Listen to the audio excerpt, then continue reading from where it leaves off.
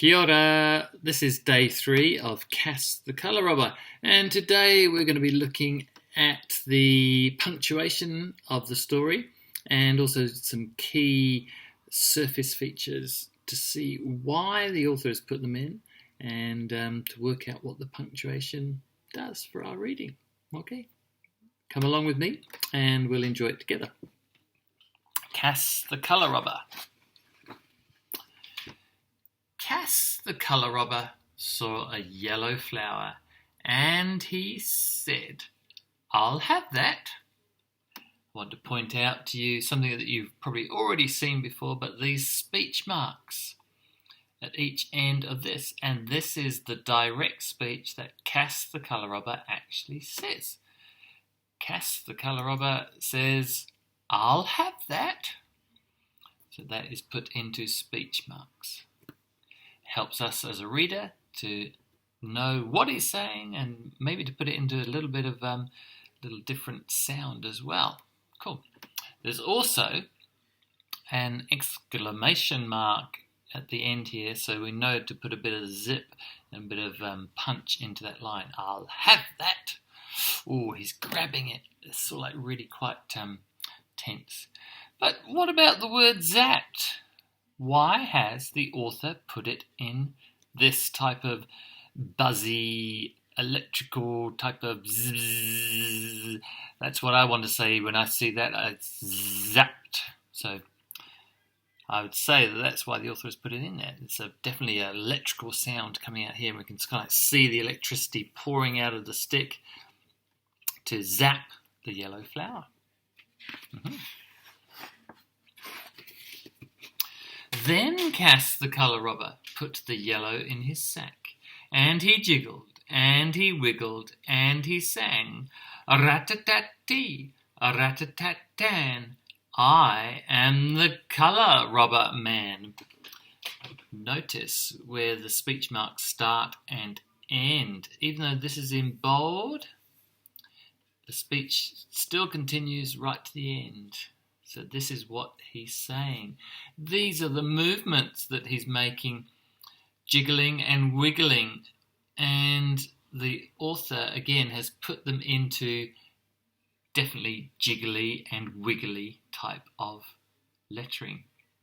They look like long balloons to me. So that's something that you could think about, and creating words and that sort of thing. So we're doing well on the speech marks today. Okay. Cass the Colour Robber saw green grass, and he said, "I'll have that." So he zapped the green grass with a quick flick. He zapped the green grass with his colour robber stick. Then Cass the Colour Robber put the green in his sack, and he jiggled, and he wiggled, and he sang.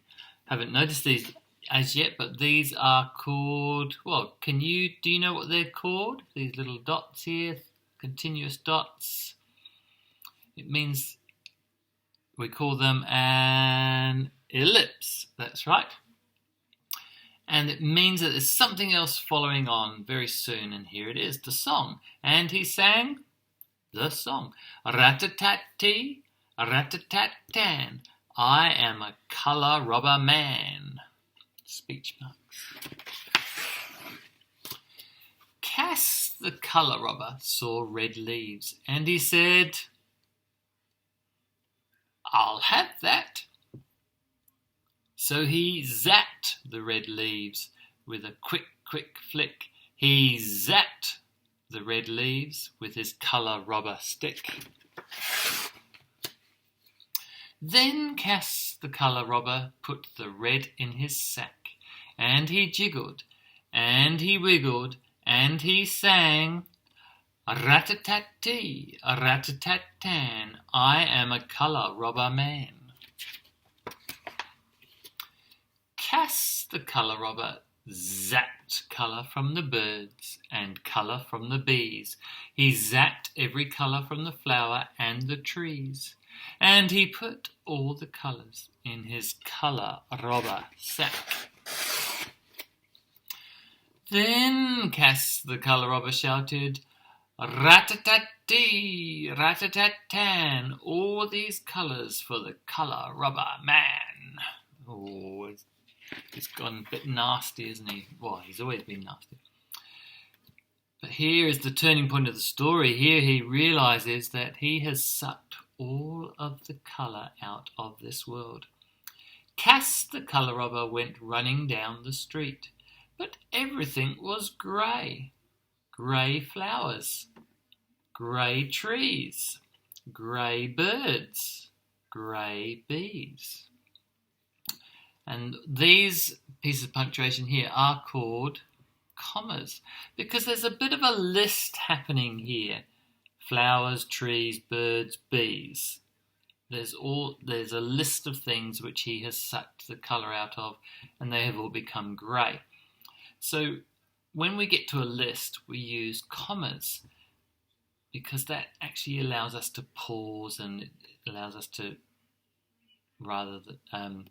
to read the list out with flow. But everything was grey. Grey flowers, pause. Grey trees, pause. Grey birds, pause. Grey bees, end of sentence. If they weren't there, then it would read something like, but everything was grey. Grey flowers, grey trees, grey birds, grey bees. And you can see that I'm not actually highlighting what is in the list. It gets a bit lost. Let's move back to here. And Cass the colour robber whispered, "Rat-a-tat-tee, rat-a-tat-tan. I don't want to be a colour robber man." So Cass the colour robber took his colour robber stick. He zapped that sack with a quick flick, and all of the colours came floating out. But now there are rainbow flowers and rainbow trees, rainbow birds and rainbow bees, and rat-a-tat-tee, rat-a-tat-tan, wacky-dee-doo, a rainbow man. No speech marks here because it's not actually what he's saying.